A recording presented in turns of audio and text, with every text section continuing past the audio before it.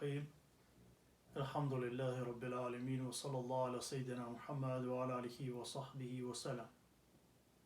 Kur kemi folur para 2 ditëve apo 3 ditëve rreth Haxherimit, kemi përmendur hadithin e pejgamberit që do të përmendim edhe sot. Ka thënë pejgamberi sallallahu alaihi wasallam: "Idha jaa Ramadanu", kur vjen Ramazani, "futiyat abwabul janna", hapen dyert e xhenetit. "Wa ghuliqat abwabul nar", dhe mbyllen dyert e zjarrit, dyert e xhehenemit. "Wa fusitat ash-shayatin", dhe prëngosen shejtanët.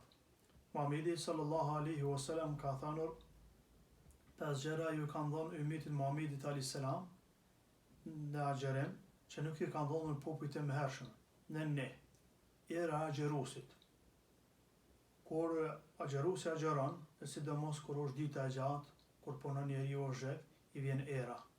Dhe nga njerë kur afrohet afër antarëve të familjes, kolegëve të je, largohet e tjerët, apo mund edhe vetë të largohet, apo të ruhet për shkak të erës së gojës. Mirë po këtë erë të besimit, të agjerimit, të namazit, të sinceritetit, e donë Allah i Gjeleshanu. Sukur që Allah e donë erën gjakun në dëshmorit, kur gjaku i dëshmorit në xhenet do t'jetë misk. Edhe gjithashtu, sukur haxhit që shkojnë në haxh nga vendet e larta, atje është kallabllak, zheg, edhe njerëzit apo haxhit ndjersiten. Këtëherë e donë Allahi për shkak të sinceritetit, të lartësisë, të bamirësisë, të taqvallakut të njerëzve të cilët kryjnë haxhin. 2. Melekët kërkojnë falje për mëkatësh ata të cilët agjerojnë. Kemi gjatë agjerimit 3 kohë të begatshme. Cilat janë ato? Kur qohëm në sefyr, që të lutum, është një e treta e natës që Allah nuk e refuzon lutjet, pas mëngjesit, po edhe pas imsakit, po edhe pas mëngjesit, edhe nga imsaku, nga mëngjesi, deri në iftar, lutën me lashët për agjerusin. Por edhe kemi kohën e begatshme, ku para iftarit, agjerusit të cilët lutën, Allah i Gjeleshanu jo pranon fardat lutjet e agjerusve dhe besimtarve të cilën lutën pak para se të bëjnë iftar. 3. Zbukurimi i xhenetit.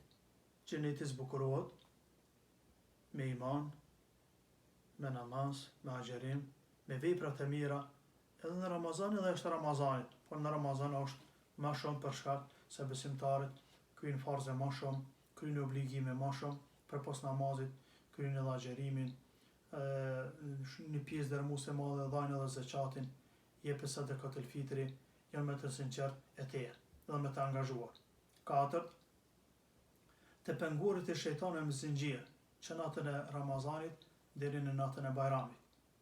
Numër ulemave kanë thanur, por kemi njerëz që bojnë probleme dhe gjatë Ramazanit.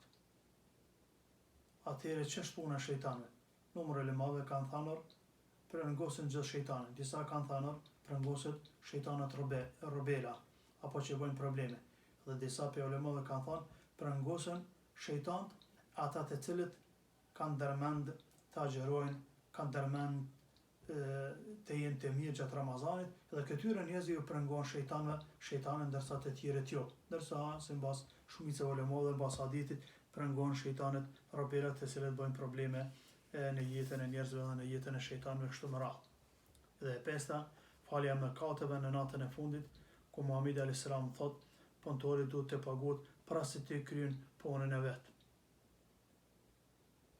Dhe Allah Gjeleshanu fal çdo natë në natën e Ramazanit, por mëse shumë t'i fal edhe në natën e Kadrit, por fal edhe në natën e Bajramit, ku njerëzit përfundojnë agjerimin me taqvallak, me besim të pasur, mbështeten Allah Gjeleshanu, dhe kështu që Allah Gjeleshanu fal besimtarët.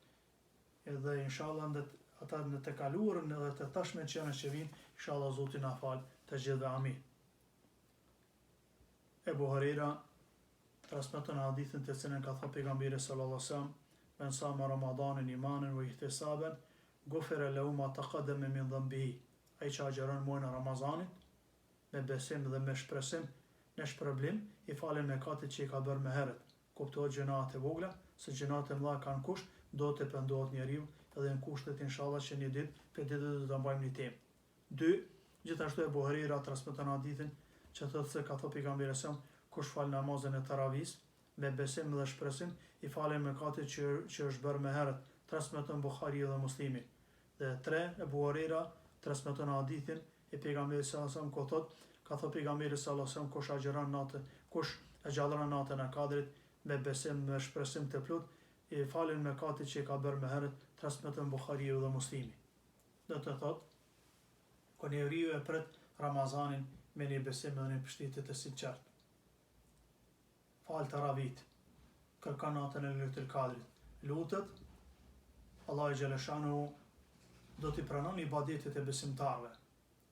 Vëllezër të ndershëm, xhamat të nderuar, kanë thënë dietarët islam, si mund ta dim se Allah na ka pranuar Ramazanin?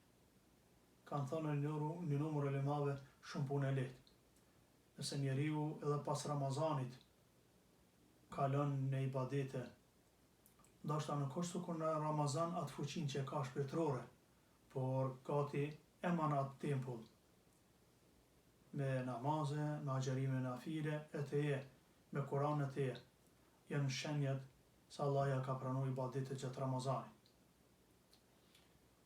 Çdo ibadet dhe çdo vepër, çdo farsë, çdo sunet që veprojmë, dhe njeriu vazhdon duke punuar, duke qenë gjithmonë i mirë në rrugën e Allahut xhaleshanu, në farzet e Allahut, në sunetet e pejgamberit sallallahu alajhi wasallam, dhe duke punuar sipas Kur'anit dhe sunetit e pejgamberit alayhis salam, është shaj se Allah xhaleshanu këtij njeriu ja pranon besimin, ja pranon namazet, agjerimin, veprat e cilat i kryen gjatë jetës së tij.